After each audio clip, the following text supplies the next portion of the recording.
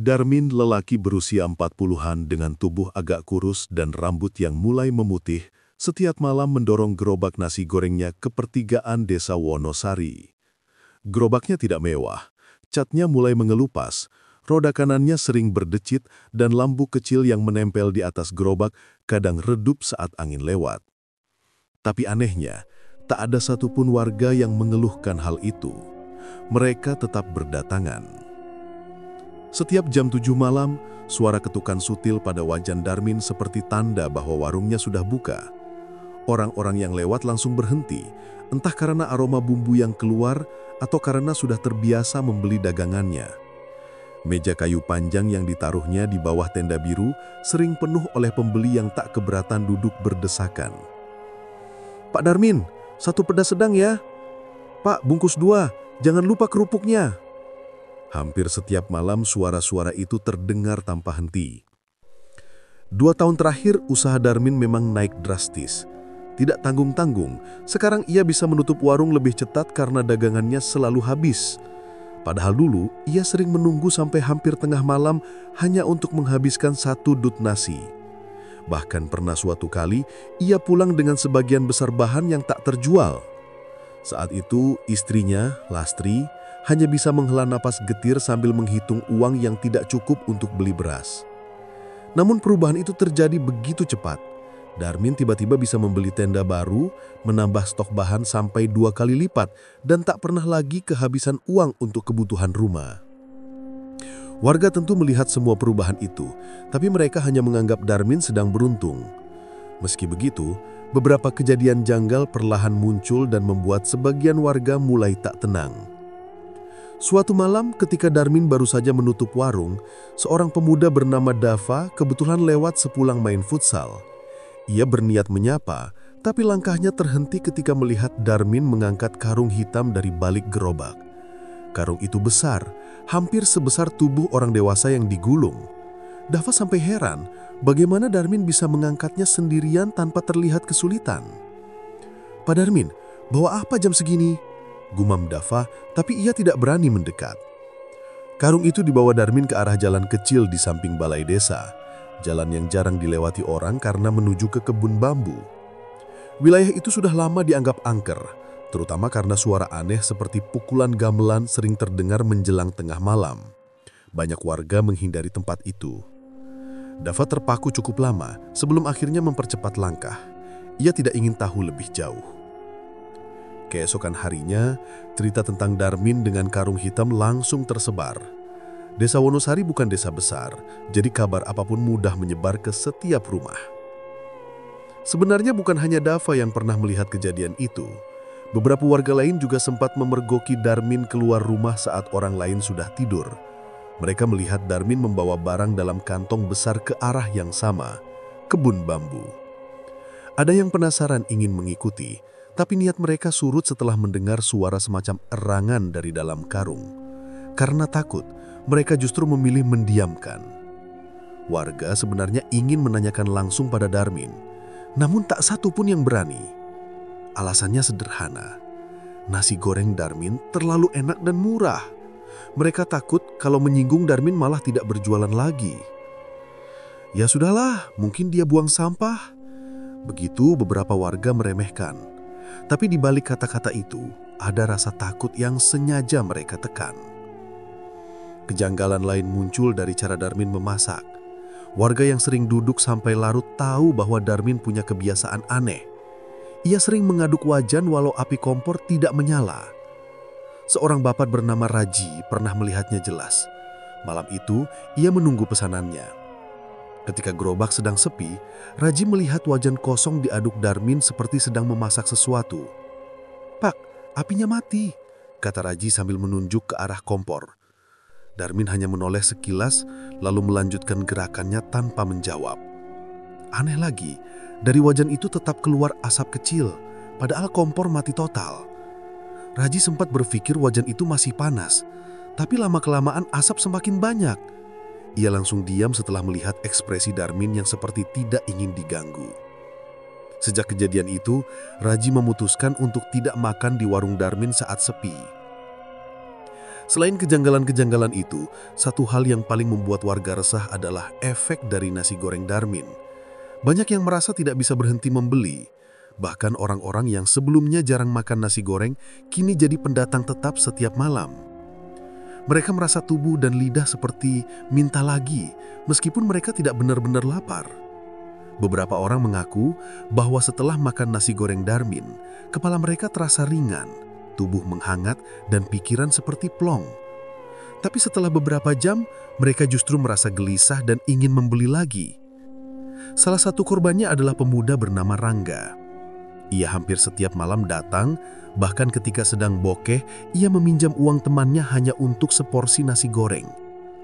"Aku sendiri bingung, kok pengen terus?" keluh Rangga kepada teman-temannya. Mereka mentertawakan mengira Rangga hanya kecanduan mie instan. Tapi Rangga tahu ini bukan hal biasa. Ada dorongan kuat dari dalam dirinya, seperti ada yang membisikkan, "Pergi ke warung Darmin." Ia tidak pernah berani cerita lebih jauh, takut dibilang aneh. Meskipun banyak tanda janggal, warga tetap diam. Mereka memilih tidak bertanya pada Darmin.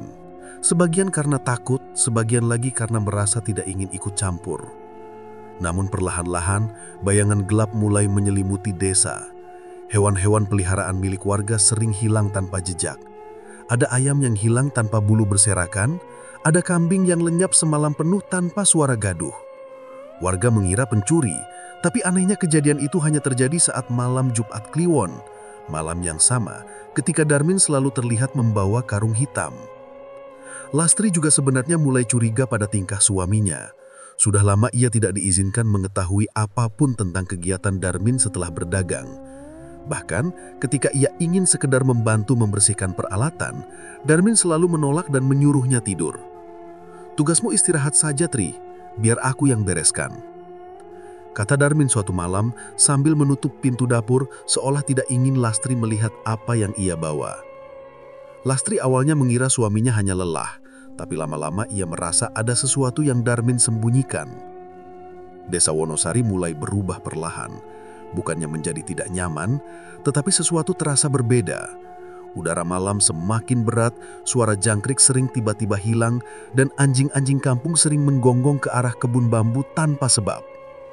Dan di tengah semua tanda aneh itu, warung Darmin tetap ramai setiap malam, seolah tidak ada yang terjadi. Yang warga tidak tahu, keanehan-keanehan ini hanyalah permulaan. Sebentar lagi desa akan menyaksikan sesuatu yang jauh lebih menakutkan. Semuanya bermula dari warung kecil dengan tenda biru dan seorang penjual bernama Darmin yang menyimpan rahasia gelap di balik kesuksesannya. Raga tidak pernah terlalu suka keluar malam, apalagi setelah ronda. Namun malam itu, ia merasa lapar dan kebetulan warung Darmin masih buka. Awalnya ia hanya berniat membeli sebungkus dan langsung pulang. Tapi begitu ia mendekati tenda biru itu, ia merasa ada sesuatu yang aneh dengan suasana sekitar. Biasanya warung Darmin ramai, banyak orang duduk sambil ngobrol. Tapi malam itu hanya ada 2 orang pembeli yang terlihat sedang menunggu bungkusannya. Dan keduanya tampak tidak banyak bicara. Bahkan mereka lebih banyak menunduk seolah ingin cepat-cepat pergi. Raga mempercepat langkah. Ia ingin pesan lalu pulang. Darmin berdiri di belakang gerobak dengan tubuh membungkuk. Tangannya cekatan mengaduk wajan. Suara nasi dan bumbu yang bertemu besi terdengar seperti biasa. Namun ada satu hal yang membuat Raga berhenti beberapa langkah sebelum sampai. Bayangan Darmin di dinding warung tidak mengikuti gerak tubuhnya. Raga awalnya mengira itu hanya efek lampu. Tapi ketika Darmin memiringkan tubuhnya ke kiri untuk mengambil kecap, bayangannya malah bergerak ke kanan. Dan yang lebih mengerikan, bayangan itu seperti melihat ke arah Raga, padahal Darmin sendiri tidak menoleh sedikit pun. Raga menelan ludah, bulunya berdiri semua. Ia mencoba mengalihkan pandangan, tapi matanya justru bergerak ke arah wajan. Saat itu Darmin sedang menumis cabai. Raga melihat jelas dari jarak dekat bagaimana sutil yang digunakan Darmin mengeluarkan tetesan cairan berwarna hitam pekat. Cairan itu jatuh ke nasi yang sedang ditumis, membuat warna nasinya tampak lebih gelap dari biasanya. Raga langsung tersentak. "Pak, itu apa?" tanyanya pelan, mencoba bersikap biasa. Darmin menoleh pelan. Senyumnya kaku, seperti dipaksakan. "Bumbu rahasia, ndak usah khawatir," ucap Darmin sambil menutup wajan. Nada suaranya terdengar pelan tapi berat, seolah ada sesuatu yang menahan tenggorokannya. Raga mengangguk meski hatinya tidak tenang. Ia melangkah ke kursi panjang di samping tenda, tapi langkahnya terhenti lagi ketika melihat sesuatu di bawah gerobak. Seekor kucing hitam sedang duduk diam di sana. Bulunya tampak basah, menggumpal seperti selesai dicelupkan air. Saat kucing itu menoleh, mata merahnya menatap lurus ke arah Raga. Bukan sekadar merah seperti hewan normal yang terkena pantulan cahaya, tapi merah menyala, seperti bara api. Raga terpaku. Kucing itu membuka mulut tapi suara yang keluar bukan suara kucing mengeong, melainkan suara seperti bayi menangis lirih. "Nggak bener ini," gumam Raga sambil mundur satu langkah. Tangannya gemetar. Ia melihat dua pembeli yang tadi menunggu bungkusannya kini buru-buru pergi begitu menerima pesanan mereka. Keduanya tidak melihat ke arah Raga atau Darmin, seolah tidak ingin terlibat dengan apapun yang ada di sana. Darmin tampak tenang-tenang saja, bahkan seperti tidak menyadari keberadaan kucing itu. "Le, bungkusmu tak siap ke?" kata Darmin sambil menutup nasi goreng dalam plastik. Raga mengangguk cepat, mengambil bungkusan itu tanpa memeriksa isi. Ia ingin pergi secepat mungkin. Kakinya terasa lemas saat melangkah keluar dari tenda. Ia tidak menoleh lagi, hanya terus membatin agar tidak terjadi apa-apa sampai ia sampai rumah. Setiba di rumah, Raga meletakkan bungkusan nasi goreng di meja. Ia mengatur nafas, mencoba menenangkan diri. Ibunya sudah tidur, jadi ia tak punya siapapun untuk bercerita. Ia membuka plastik dan mendadak mencium bau yang tidak seperti biasanya. Bukan aroma nasi goreng, tapi bau anyir, mirip darah segar bercampur sesuatu yang basi. Raga langsung mendorong kursinya hingga jatuh. Bau itu terlalu kuat. Ia langsung menutup bungkusan dan membuangnya ke tong sampah di luar rumah tanpa berpikir panjang. Ia masuk kembali dengan perasaan tidak nyaman. Kepalanya berat, pikirannya kacau. Malam itu ia susah tidur dan ketika akhirnya bisa memejamkan mata, mimpi Baruk langsung datang. Dalam mimpinya ia melihat Darmin berdiri di depan kuali besar. Tidak seperti wajan biasa. Kuali itu berisi cairan merah yang perlahan-lahan berputar sendiri. Di dalam cairan itu ada potongan sesuatu.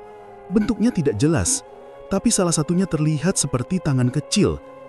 Darmin mengaduk kuali itu dengan sutil panjang yang juga berwarna kehitaman, seperti berkarat. Mata Darmin berubah putih semua tanpa bola mata. Mulutnya terus bergerak, menggumam sesuatu yang terdengar seperti doa, namun dengan suara terbalik. Raga terima, Raga mencoba berteriak, tapi mulutnya tidak bisa membuka.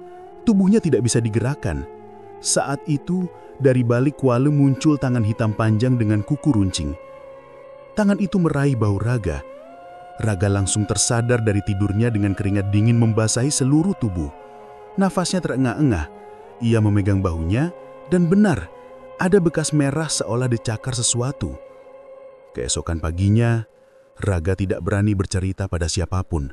Ia takut dianggap mengada-ngada. Namun, rasa takut itu terus membuntui pikirannya. Setiap kali ia melewati jalan dekat warung Darmin, bulu kuduknya pasti berdiri. Siangnya ia pergi ke rumah temannya Aldi untuk mengajaknya main game seperti biasa. Tapi begitu duduk, Raga mulai merasa mual. Entah kenapa, aroma nasi goreng mendadak tercium dari entah mana. Padahal tidak ada nasi goreng di situ. Ini di sini kok bau nasi goreng ya? Katanya pelan, sambil mencoba melihat ke sekitar. "Loh, kamu kena apa? Kok pucat?" tanya Aldi. Gak apa-apa, perut kurang enak aja." Aldi menawarkan minum, tapi saat Raga membawa gelas ke mulutnya, aroma nasi goreng itu semakin keras. Raga hampir muntah. Gelas langsung ia taruh. Aldi menatapnya heran. "Loh, kamu alergi air? Kok baunya nasi goreng?" Raga tergagap tidak tahu harus menjawab apa. Ia hanya berusaha tersenyum tapi wajahnya jelas menunjukkan ketakutan. Malam berikutnya, Saat Raga hendak ke musola untuk ronda lagi, ia melewati warung Darmin yang sudah tutup. Tapi anehnya, dari dalam gerobak terdengar suara adukan wajan pelan, seperti ada yang sedang memasak. Lampu di atas tenda tiba-tiba menyala sendiri. Kucing hitam itu muncul lagi, berdiri di atas gerobak, menatap Raga. Kali ini suaranya bukan tangisan bayi. Lebih mirip suara seseorang menghela nafas berat, sangat berat, seperti sedang kecewa atau marah. Raga langsung lari tanpa menoleh. Sejak hari itu, setiap malam mimpi buruk datang. Kadang ia melihat sosok Darmin yang sedang memanggilnya untuk memakan sesuatu dari kuali. Kadang ia melihat bayangan hitam besar yang berdiri di belakang warung Darmin sambil berbisik pelan, "Ayo balik lagi." Wajah Darmin dalam mimpi selalu sama. Mata putih polos tanpa bola mata, bibir kaku, dan tangan penuh cairan hitam seperti yang menetes dari sutil waktu itu. Raga tahu ada sesuatu yang salah, sangat salah. Tapi ia juga tahu bahwa tidak ada orang akan percaya begitu saja. Satu-satunya yang ia yakin sekarang adalah warung Darmin bukan lagi warung biasa. Dan kejadian yang ia alami mungkin baru permulaan dari hal-hal mengerikan yang akan menimpa warga desa Wonosari. Lastri sudah berhari-hari merasa ada yang aneh pada suaminya. Darmin semakin jarang bicara, sering melamun, dan setiap malam selalu bangun sekitar pukul 3 dini hari. Ia tidak pernah memberi penjelasan yang masuk akal. Hanya mengambil karung hitam dari bawah tempat tidur, lalu pergi keluar rumah sambil menggerutu jika istrinya bertanya. Awalnya, Lastri mencoba percaya saja. Mungkin Darmin hanya ingin mencari bahan baku tambahan untuk dagangan nasi gorengnya. Tapi semakin lama, sikap suaminya membuatnya benar-benar curiga. Apalagi pendapatan Darmin meningkat drastis, sementara kerja kerasnya terlihat biasa-biasa saja. Pembeli selalu ramai, padahal banyak pedagang lain mulai mengeluh dagangan mereka sepi. Suatu malam, rasa penasaran Lastri mencapai batas. Darmin kembali bangun, mandi cepat, kemudian mengambil karung hitam itu. Tanpa berkata apa-apa, ia langsung melangkah keluar rumah. Lastri hanya pura-pura tidur, menunggu pintu tertutup sebelum ia bangun pelan-pelan. Jantungnya berdegup kencang. Ia tahu suaminya bisa sangat marah jika sampai ketahuan. Tapi ia butuh jawaban. Lastri mengambil selendang, menyampirkannya ke bahu, lalu keluar rumah dengan hati-hati. Ia menjaga jarak sekitar 15 meter dari Darmin. Jalanan desa Wonosari masih gelap karena lampu-lampu jalan hanya berada di beberapa titik saja.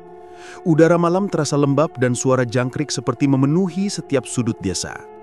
Setelah berjalan hampir 10 menit, Darmin berbelok ke arah kebun bambu di pinggir desa. Lastri menelan ludah. Tempat itu terkenal angker. Banyak warga bilang sering mendengar suara-suara aneh dari dalam kebun, terutama menjelang pagi. Tapi rasa takutnya kalah oleh rasa ingin tahu yang sejak lama ia pendam. Darmin berhenti di tengah kebun, tepat di area yang tampak seperti tempat kosong tanpa rumpun bambu. Lastri bersembunyi di balik batang bambu yang cukup besar. Dari posisi itu ia bisa melihat dengan cukup jelas. Darmin meletakkan karung hitam di tanah, lalu membukanya. Lastri spontan menutup mulutnya kuat-kuat. Isi karung itu membuatnya hampir menjerit. Ada beberapa bangkai kucing dengan tubuh tercabik-cabik dan beberapa potongan tubuh hewan lain yang bentuknya tidak jelas. Ada kaki yang ukurannya terlalu besar untuk kucing, tapi terlalu kecil untuk kambing. Ada potongan ekor aneh, seperti milik binatang yang belum pernah ia kenal.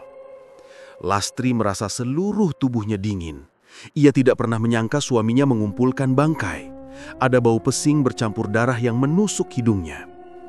Darmin lalu berdiri menghadap sebuah patung batu berlumut yang berdiri tak jauh dari tempat ia membuka karung itu.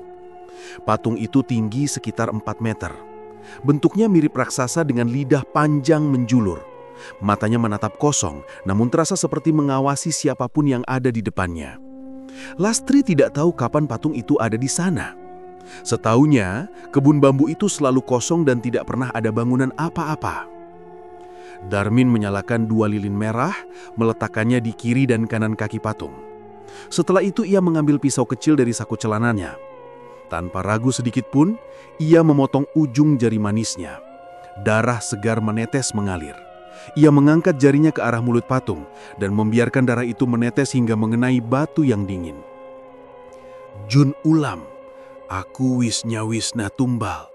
"Aja nganti daganganku sepi," ucap Darmin pelan, namun Lastri bisa mendengarnya dengan jelas. Lastri merasa lututnya melemas. Ia tidak mengerti siapa atau apa Jun Ulam itu.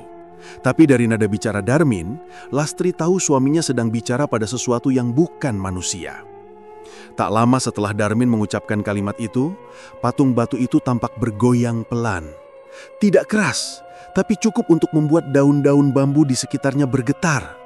Dari mulut patung sesuatu menetes.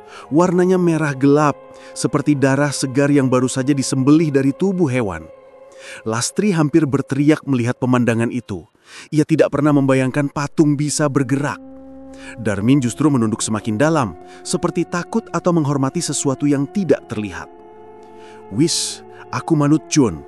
Apa wae sing kue karep tak lakoni, sing penting rezeki lancar," kata Darmin lirih, tapi Lastri bisa mendengarnya dengan jelas. Lastri menahan napasnya. Ada perasaan menyesakan di dadanya. Ia menatap suaminya lama-lama dari balik bambu. Orang yang ia kenal sebagai pekerja keras dan penyayang ternyata menyimpan rahasia lebih gelap dari yang pernah ia bayangkan. Perubahan sikap Darmin beberapa minggu terakhir ternyata bukan sekedar lelah atau tertekan, tapi karena ia terlibat dalam sesuatu yang jauh berbahaya. Ketika Darmin selesai dengan ritualnya, ia mengangkat karung berisi bangkai tadi dan membawanya pergi semakin jauh ke dalam kebun. Lastri tidak berani ikut terlalu dekat. Ia menunggu sekitar 5 menit sampai suara langkah Darmin hilang. Baru setelah itu ia berbalik dan pulang secepat mungkin. Setimbanya di rumah, Lastri menutup pintu dan duduk di lantai sambil memegangi dadanya. Ia masih gemetar hebat.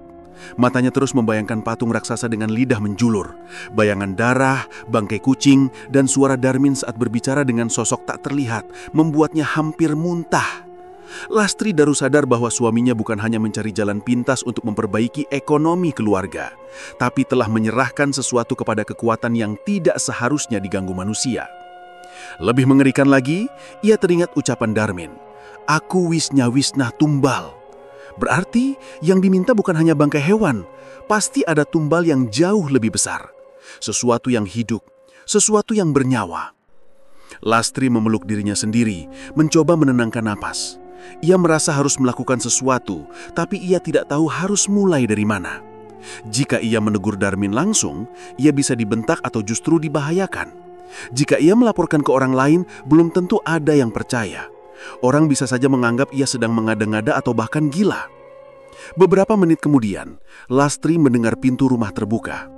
Darmin masuk, wajahnya tampak santai seakan tidak melakukan apa-apa. Ia meletakkan sendal kemudian berjalan ke dapur dan meneguk air putih, tanpa berkata sepatah pun pada istrinya. Lastri hanya bisa memandanginya dengan rasa takut bercampur sedih. Ia ingin bertanya, ingin marah, ingin memaksa suaminya berhenti. Tapi mulutnya seperti terkunci. Darmin tampak berbeda. Tatapannya kosong, tapi ada sesuatu di balik matanya yang seolah bukan Darmin yang dulu ia kenal. Malam itu, tidak ada percakapan antara mereka. Darmin masuk kamar lebih dulu, sedangkan Lastri duduk sendirian di ruang tamu hingga hampir subuh. Ia terus memikirkan kemungkinan terburuk. Jika Darmin sudah terlalu dalam masuk pesugihan, berarti tidak akan mudah keluar begitu saja. Selalu ada harga yang harus dibayar. Dan biasanya, harga itu berupa nyawa. 3 hari setelah Lastri menyaksikan ritual suaminya di kebun bambu, suasana desa Wonosari mendadak berubah. Berita hilangnya seorang anak kecil, Novi, menyebar dengan cepat. Anak perempuan berusia 7 tahun itu pamit ke ibunya hanya untuk membeli jajanan di warung dekat perempatan. Tapi sampai sore, ia tidak kembali. Ibunya, Burini, awalnya mengira Novi mampir bermain di rumah teman. Namun setelah maghrib, ketika semua anak sudah pulang, Novi tidak tampak dimanapun. Burini mulai panik dan menangis histeris. Para tetangga pun ikut membantu mencari ke seluruh sudut desa. Nama Novi dipanggil-panggil, namun tak ada jawaban. Warga akhirnya berkumpul di halaman musola. Beberapa orang mulai menyusun rencana untuk menyisir area sawah, kebun, hingga jalanan menuju desa sebelah. Di tengah kerumunan itu, seorang lelaki tua bernama Mbah Parjo tiba-tiba angkat bicara. Ia mengatakan sempat melihat Novi berjalan sendirian ke arah tempat Darmin berdagang. Beberapa warga langsung memandang ke arah Darmin yang kebetulan ikut berkumpul. Namun pria itu hanya menggeleng keras. "Aku nggak lihat anak itu," ujarnya dengan nada datar. "Nggak ada siapa-siapa lewat di depan gerobak saya." Beberapa warga langsung percaya karena memang Darmin tidak dikenal sebagai orang jahat. Tapi ada juga yang mulai curiga. Apalagi sejak beberapa minggu terakhir, warung Darmin selalu ramai, berbeda dari pedagang lainnya yang justru semakin sepi pembeli. Lastri yang berdiri agak jauh dari kerumunan itu merasa jantungnya seperti diremas. Ucapan Mbah Parjo membuat pikirannya kembali pada ritual malam itu. Ingatan tentang bangkai hewan, patung raksasa dan darah Darmin menetes di patung itu menghantui benaknya. Ia mencoba menepis pikiran buruk, tapi sulit. Malam itu, sekitar pukul 10, beberapa warga yang lewat dekat gerobak Darmin melihat sesuatu yang membuat mereka merinding. Gerobak itu tertutup kain hitam besar, berbeda dari biasanya yang terbuka. Darmin tampak berdiri di belakang gerobak sambil mengaduk isi kuali. Yang membuat bulu kuduk berdiri adalah kualinya tidak berada di atas kompor. Tidak ada api, tidak ada bau masakan. Tapi Darmin tetap mengaduk seperti orang sedang memasak. Gerakan tangannya terlalu cepat, seperti tidak wajar. Warga tidak berani mendekat, hanya mengintip dari jauh. Di antara suara bambu tertiup angin, mereka mendengar sesuatu dari dalam gerobak. Suara lirih, mirip suara anak kecil menangis. Seorang pemuda hendak mendekat, tapi ditahan temannya. "Wis, ojo usah dekat-dekat, aku ora enak ati," kata temannya dengan suara gemetar. Dari jauh, Darmin tidak menunjukkan ekspresi apa-apa. Fokusnya hanya pada kuali. Kepalanya menunduk tanpa sekalipun menoleh ke kanan atau kiri. Gerobak itu bergetar seperti ada sesuatu yang bergerak di dalamnya. Setelah beberapa menit, suara tangisan itu perlahan hilang. Keesokan paginya, warung Darmin tampak seperti biasa. Namun ada satu hal yang berbeda. Aroma nasi gorengnya jauh lebih kuat dari biasanya. Baunya seperti memikat orang untuk datang. Bahkan warga yang biasanya tidak suka nasi goreng, pagi itu tiba-tiba ingin mencicipi. Antrian mengular panjang. Banyak pelanggan memuji dagangan Darmin. "Wah, kok makin enak, Min? Bumbunya pas banget," ujar seorang pembeli. Darmin hanya tersenyum tipis. Lastri berdiri di kejauhan, tidak sanggup mendekati gerobak itu. Hatinya gelisah. Sejak malam kemarin, ia merasakan sesuatu yang buruk, tetapi ia tidak berani mencegah warga membeli. Ia tahu jika ia berbicara tanpa bukti, justru akan dianggap menyebar fitnah. Siang hari banyak warga mengeluh merasakan hal aneh setelah makan nasi goreng Darmin. Mata mereka berair tanpa sebab, pipi terasa panas seperti habis ditempel bara, dan beberapa bahkan merasa pusing. Namun anehnya, mereka tetap merasa ketagihan untuk makan lagi. Salah satu warga, Raga, mengalami yang paling parah. Malam harinya ia merasakan sakit perut hebat. Ibunya mendapati Raga muntah-muntah di lantai kamar mandi, tapi yang membuat ibunya menjerit adalah isi muntahannya. Di antara lendir dan darah, terlihat bulu harum halus berwarna coklat muda, mirip rambut anak kecil. Raga langsung dibawa ke dukun kampung untuk diperiksa. Dukun itu hanya menggeleng tidak percaya. Ia belum pernah melihat muntahan seperti itu. Kabar kejadian aneh itu menyebar cepat. Warga mulai gelisah. Rumor pun bermunculan. Ada yang bilang makanan Darmin memakai bumbu tidak wajar. Ada yang menyebut Darmin memakai mantra. Tapi sebagian mulai menghubungkan hilangnya Novi dengan warung Darmin. Di rumah, Lastri suduk sambil memegang kepalanya. Ia mendengar semua rumor dari tetangga dan merasa ingin menangis. Ketakutannya semakin kuat. Ia mulai yakin semua kejadian itu ada hubungannya dengan ritual pesugihan yang pernah ia lihat. Ketika Darmin pulang sore itu, Lastri memberanikan diri bertanya, "Mas, apa hubungan daganganmu sama hilangnya Novi?" Darmin menatap Lastri dengan mata tajam. "Jangan ikut campur. Itu urusan warga, bukan urusanmu." "Mas, orang-orang curiga. Mereka bilang gerobakmu semalam." "Cukup," bentak Darmin. "Aku capek dengar omongan bodoh kayak gitu." Lastri terdiam, namun ia tidak bisa menghapus pikiran buruknya. Darmin semakin hari semakin kasar, seakan bukan dirinya lagi. Malamnya beberapa warga berkumpul di depan rumah ketua RT. Mereka mulai membahas kemungkinan buruk bahwa Novi menjadi korban penculikan, dan nama Darmin kembali disebut-sebut. Namun belum ada bukti, sehingga mereka tidak bisa menuduh sembarangan. "Semalam aku memang dengar suara dari gerobaknya," kata seorang pemuda. Aku juga, sahut yang lain. Kayak suara anak kecil. Warga terdiam, takut namun penasaran. Mereka mulai berencana memeriksa gerobak itu suatu malam ketika Darmin tidak ada. Di sisi lain, Bu Rini semakin putus asa. Ia berkeliling dari rumah ke rumah, berharap ada yang melihat anaknya. Tapi jawabannya selalu sama, tidak ada. Sampai akhirnya ia berdiri di depan warung Darmin yang sudah tutup. Tanpa sadar, air matanya menetes. Ia tidak tahu kenapa ia berdiri di sana, namun hatinya seperti membawa dirinya ke tempat itu. "Novi, kamu di mana, nak?" bisiknya sambil memeluk tubuhnya sendiri. Lastri yang lewat sempat melihat Bu Rini menangis di depan gerobak kosong itu. Ia tidak sanggup memeluk atau menenangkan. Ada rasa bersalah menghantui dirinya. Seandainya ia berani bicara lebih awal, mungkin semuanya tidak akan sejauh ini. Malam itu, ketika semua warga mulai masuk rumah, Lastri terbangun karena mendengar suara pintu dibuka pelan. Ia mengintip dari sela pintu. Darmin berjalan keluar rumah membawa karung yang sama seperti sebelumnya. Lastri tahu apa artinya itu. Ia duduk di tepi ranjang, menutup wajah dengan kedua tangannya. Ia sadar sesuatu. Jika pesugihan Darmin benar-benar meminta tumbal, maka Novi mungkin bukan korban terakhir. Dan jika warga mulai mencurigai warung itu, cepat atau lambat, mereka akan menemukan sesuatu yang tidak seharusnya dilihat. Ketegangan di desa Wonosari semakin menjadi-jadi setelah berbagai kejadian aneh terjadi di sekitar gerobak Darmin. Warga semakin yakin ada sesuatu yang gelap di balik warung nasi goreng yang dulu mereka banggakan itu. Bisik-bisik mulai terdengar semakin jelas, dan keberanian warga perlahan tumbuh karena rasa takut berubah menjadi kemarahan. Akhirnya, setelah diskusi panjang di rumah ketua RT, warga sepakat memanggil seseorang yang paling mereka percayai dalam urusan klinik. Mbah Rono, sesepuh desa yang dikenal punya kemampuan melihat makhluk halus. Mbah Rono jarang keluar rumah, tetapi ketika mendengar ada kemungkinan pesugihan yang menyangkut anak kecil, ia langsung setuju. Malam itu adalah malam Jumat Kliwon. Angin bertiup lebih kencang dari biasanya. Daun pokok melinjo di halaman rumah warga bergetar keras seakan disapu badai kecil. Langit cukup cerah, namun hawa dingin menusuk sampai ke tulang.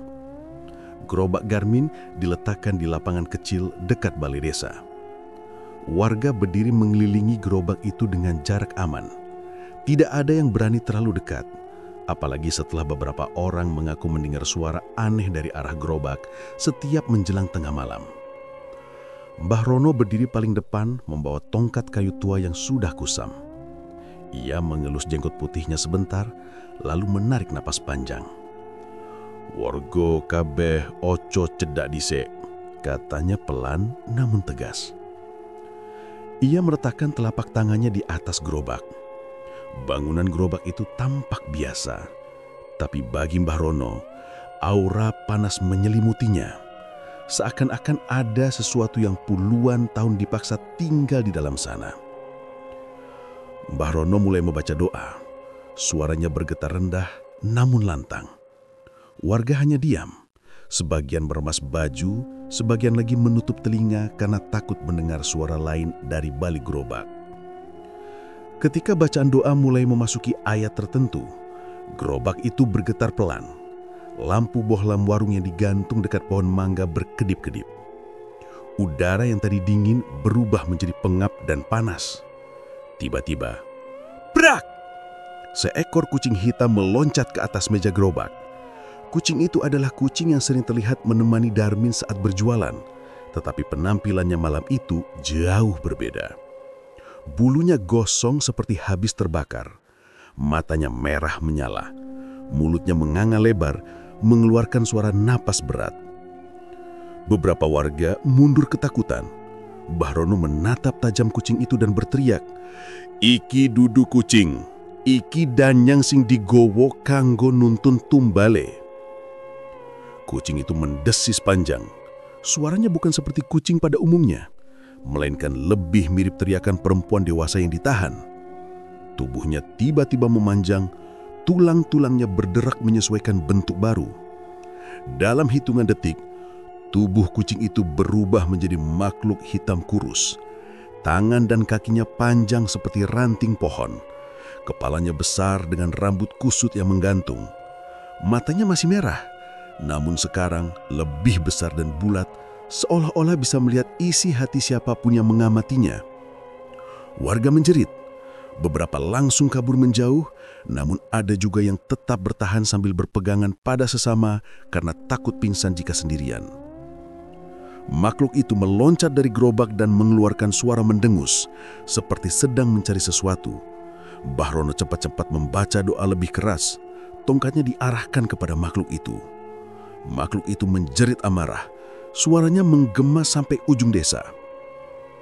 Darmin yang tadi tidak terlihat tiba-tiba muncul dari arah gang kecil. Wajahnya pucat, badannya gemetar dan matanya cekung seperti orang tidak tidur berhari-hari. Ketika melihat makhluk hitam itu, Darmin tidak lari. Ia justru berbalik menuju kebun bambu. "Darmin kabur!" teriak salah satu pemuda. Bahrono langsung mengejarnya. Diikuti puluhan warga yang mulai memberanikan diri, mereka berlari lewat jalan setapak yang gelap menuju kebun bambu yang terkenal angker itu. Sesampainya di sana, warga terhenti mendadak. Di tengah kebun, patung raksasa yang pernah disebut-sebut warga itu tampak berbeda. Patung itu seperti hidup. Matanya terbuka, menyala merah seperti bara. Lidah pancang batu di mulutnya bergerak pelan seperti ular. Udara di sekitar patung berputar-putar membuat daun bambu bergesekan keras. Darmin berlutut di depan patung itu, memegang pergelangan tangan kirinya yang sudah disayatnya sendiri. Darah mengalir deras dan jatuh di kaki patung.